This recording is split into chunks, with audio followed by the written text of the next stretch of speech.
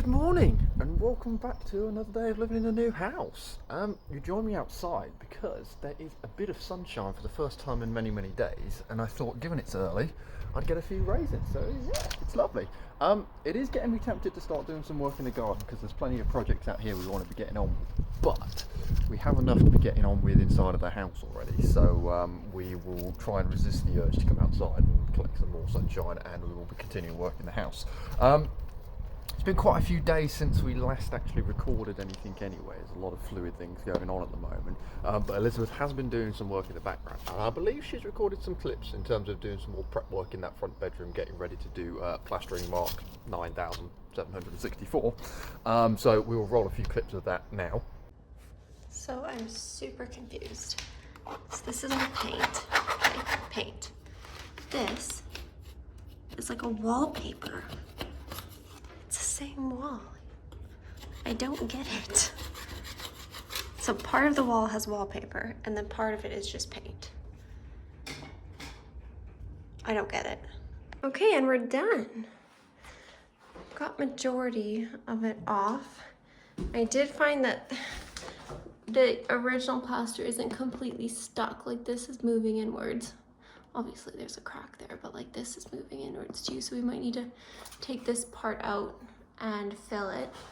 This wall was way easier to get the paint off than this wall. I don't know what they did with this wall, but this was horrible. This one only took a few hours and I managed to get this off. So the only part left to do is the windows and this strip right here. If there wasn't, you just had me staring at the sky for the last sort of second. But yeah, we're going to be going on in there in that front bedroom now, getting on and finishing the prep work in there. There's not too much to do. There's a little bit of paint left to strip, and then I just want to give it another quick blast with sugar soap. But given it's so early in the day, hopefully we should be plastering at 3 AM. So yeah, we'll head up there, finish the prep work, and then crack on with getting that plastering done. And then we'll see what time that leaves us on the day, and then have a look at what we're going to do next after that. So yeah, this is where we're pretty much up to in terms of progress on the front bedroom.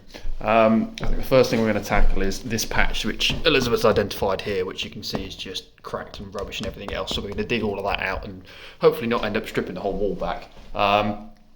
Once that's done, I think what we'll get on with doing is then just sugar soaping the rest of the surfaces and scraping down this final bit just to get the remainder paint off. Now, we're not going to steam this because I am concerned about the steam getting under this plaster edge that we redid. Now, good sign is that is very well stuck on, which is a good thing. But yeah, last thing we want to do is be ripping that off, which we've already done as well. So yeah, we'll crack on with that, see how bad it is. Sugar soap, and then we'll have to bond in the bits that have come out down the bottom down here as well, and then that bit.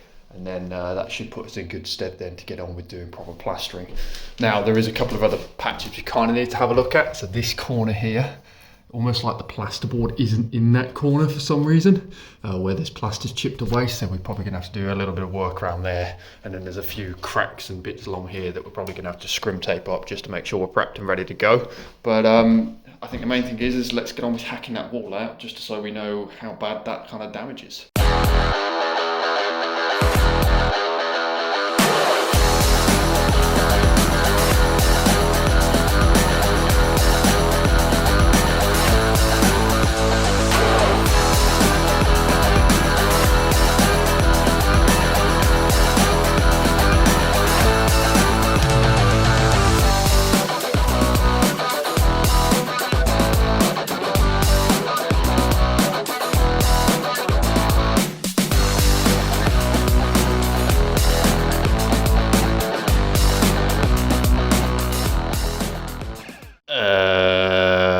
Well, that was a bit more than I was intending to take off. You would, well, I didn't really show it on camera, but what you would have seen is there's like cracking that was going all the way through like this top edge. Now this bit all seems pretty solid, it was just that top edge that's loose. And the reason I think that's happened is because if you look there, there's gaps all underneath the windowsill where there was like really loose cracked mortar. And in certain patches, I don't know if you'll be able to see it anywhere on camera, but where the window's been expanding and foamed in, you can actually see like daylight through certain patches. So what I reckon's happened is the air's been coming through, which has caused that to sort of crack and blow out, which has then caused the plaster to then crack and blow out along that top edge. So we now need to go rectify this, and what I'm proposing that we probably need to go do, I mean, I'm going to have a quick look-see online and see what's the best way to reseat this, but I suspect what I'll do is put expanding foam all underneath this edge as best I can, because there are parts of the mortar like here and here where it's still like solid and it's not really causing a problem. But put expanding foam underneath that back edge completely, just to put some more support like underneath this window ledge and sort of stop any air coming through from the outside. And then what I'll probably do is then go see how much mortar I've got left from when we bricked up the fireplace originally, and then refill in that edge. Now I suspect I haven't got enough, so it may be our favourite trip out to Screwfix to go get a little bit more of that, which means I've got to go empty out the back of the car because I've got a couple of bags of plaster and bonding in there which I picked up yesterday. So yeah, I'm going to do some research and then I'll be back when I work out what we're going to do to resolve this issue. So I've done a bit of researching around to mixed levels of results. In most cases when people are fitting windowsills, they fill kind of the whole gap with it, so the fact there's a gap under there isn't great. What I have seen online though is actually I can get these like plastic shims, and there's actually a few of them already kind of under there. I can get those from Screwfix for about a tenner. So what I'm thinking about doing is putting some shims underneath the window edge just to make sure that like there's something under there physically like to support the window edge. It's not that it necessarily needs it, but there is a little bit of play in it, so I just want to make sure that there's just in case somebody decides to sit on the windowsill or anything else like that, it doesn't cause any major dramas. So I think I'm going to run out, buy a pack of those shims. I think I am going to get the some more expanding foam as well, because I do want to just make sure it is sealed up. I have located a couple of those holes now, and I'm trying to get you guys to see it. There you go, you can see one just in that corner there, and then there's another one by this blue shim here, so those are those shims I'm on about. So I think I am just going to fill that void with expanding foam up to a level, and then yeah, what we'll do is we'll just get some mortar and then we'll just reseal this whole edge back up then before we hard wall over it. So Screwfix trip unfortunately is required, so we're going to go hop in the car and head over to our favourite place to see our favourite people. Screwfix mission completed. Unfortunately they didn't have the shims in stock, and also their tills were down, so it was absolute carnage in the shop, but we are back. We've got most of the things we need. So, order of operation for repair on this. One, we're going to make some shims out of wood rather than using the ones we've got. Should we use wood because they might, what's the word I'm looking for, rot, I guess, underneath there? Maybe, maybe not, but it's the best we're going to be able to do for now, so it's what we're going to do. So, we're going to make up shims, we're going to clean up gap, we're then going to put expanding foam in gap. We're then going to take a pause away from the windowsill, and I have bought a brick in from the garage to cut the brick to fill in that void. So we're going to shape that up and get that cut ready to go, because the next thing we're going to be doing is filling in that top edge with the mortar line, and I might as well do that brick while I've got the mortar to hand in the interest of being efficient. Once that's all in place, we're probably going to take a brief hiatus, let it all settle down, clean up what we can in terms of the brick wall, and then a little bit later we're then going to go mix up some bonding to do that. But what we'll probably do in the gap is then finish stripping the paint off that bit while we're getting at least some drying in the mortarage.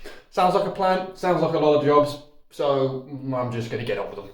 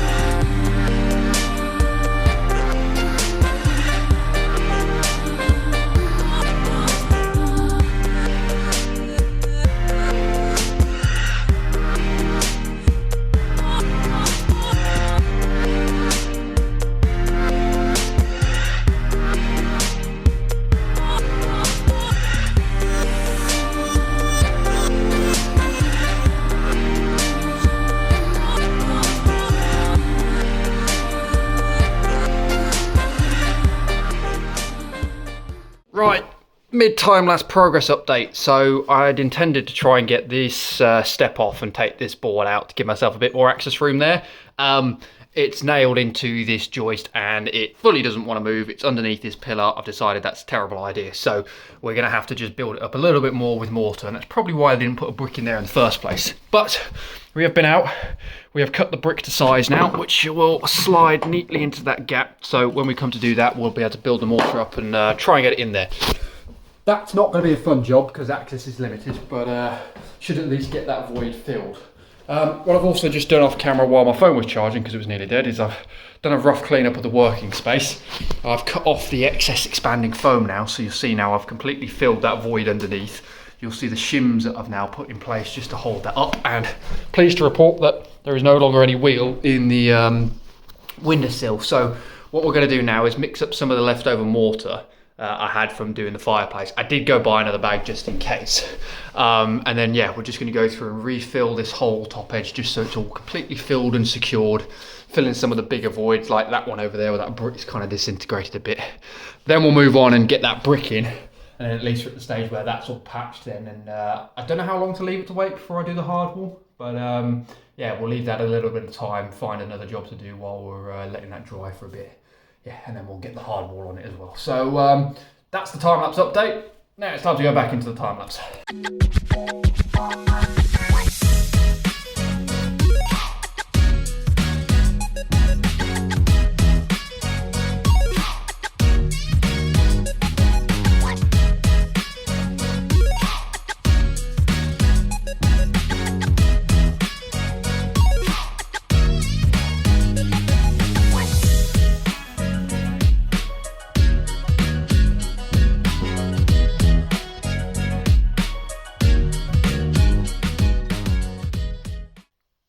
Wasn't as awful as it could have been, but we now have brick in hole and mortared in place. It's probably not mortared like all the way back deep, especially on the top, but given it's not structural, it's just plugging a hole.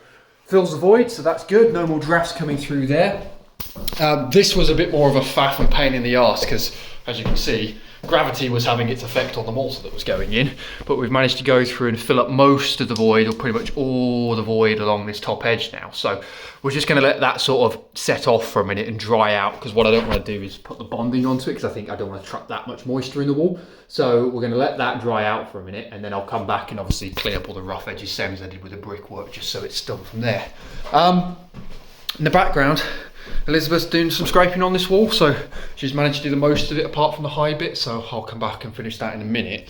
But given that we can't do any more with that until I'm happy that that's dried a bit more, I don't want to look at that just yet. We're actually going to head outside, which I said I wasn't going to do this morning, but Elizabeth has got excited about doing some bits in the garden. So let me go walk you through the plan of attack of what's going on out there, and yeah, we'll probably go do a bit of progress outside, get some fresh air while the sun is still out for a few hours. So we are back outside where we started this morning, and this spot here, for anybody that's sort of joined recently while watching the vlogs, was originally where the pampas grass was. The first ever vlogs I ever did that weren't really vlogs, they were more just videos to Elizabeth and her family, just so they felt like to see what was going on. You would have seen me having a massive wall with this pampas grass trying to get rid of it, and I'm pleased to report that so far over the winter it hasn't grown back.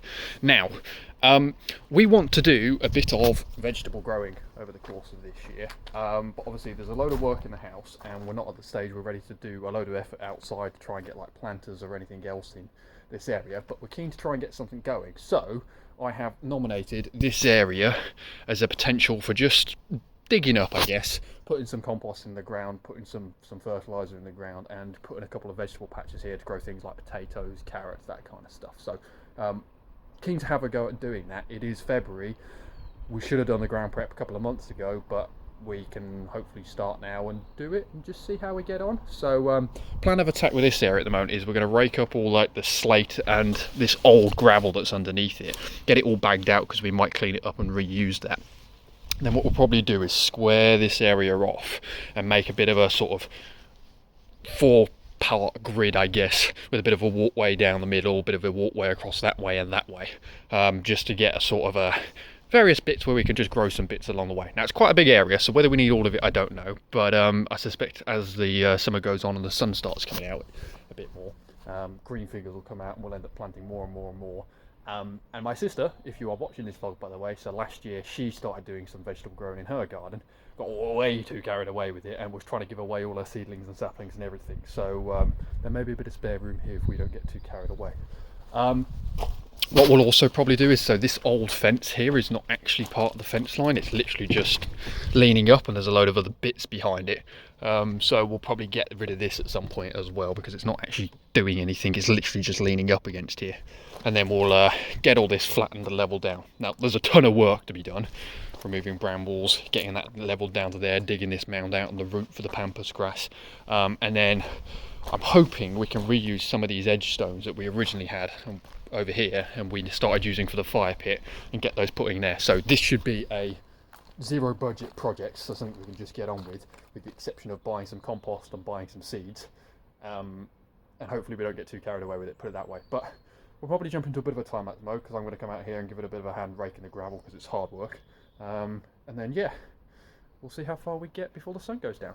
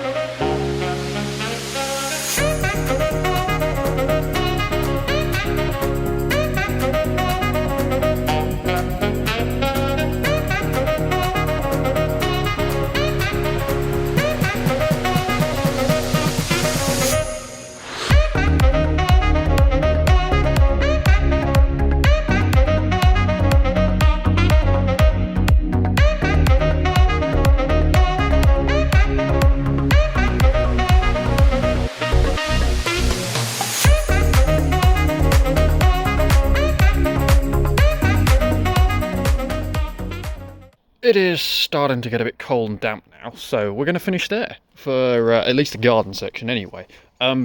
We have pile. Pile consists of slate, sod, bits of gravel and everything else, so we're probably going to have to sift through that because I want to try save the slate and use it. But you may have noticed in there, work stopped and planning started partway through that time lapse. So what I think we'll do just temporarily is we'll build a one planter here and another planter here, and you'll see I've put these green pegs in. So we'll leave a 50cm walkway down there, 50cm down there, and then these planters then will be 1.2 by 2.4, which is ideal because that's basically 2.4 is a full length of timber, 1.2 is half, so you just get them, chop them in half and away you go. So if we decide to buy timber where I was saying it was going to be a zero cost project, it might not be.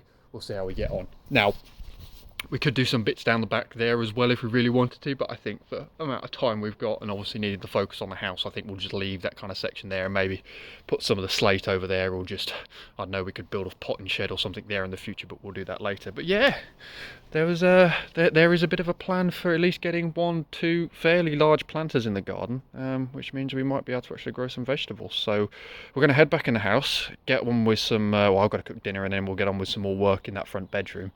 Probably do the bonding once that stuff's dry enough, and then we'll come out here and revisit this again on hopefully another sunny day. But nice to get some fresh air at least. And I am on dinner tonight. We are going for a chicken carbonara. We have enough chicken to kill a cat. We have oak smoked bacon lardons.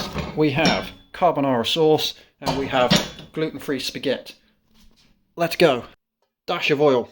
Fire! Chimkin in pan. Kettle, boil. Hot water in spaghetti. More fire! Lardons, add. Dip.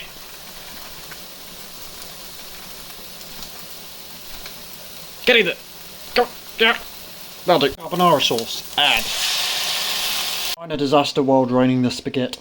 Mixy, mixy, mixy, mixy, mixy. More sauce required next time. Serve and enjoy.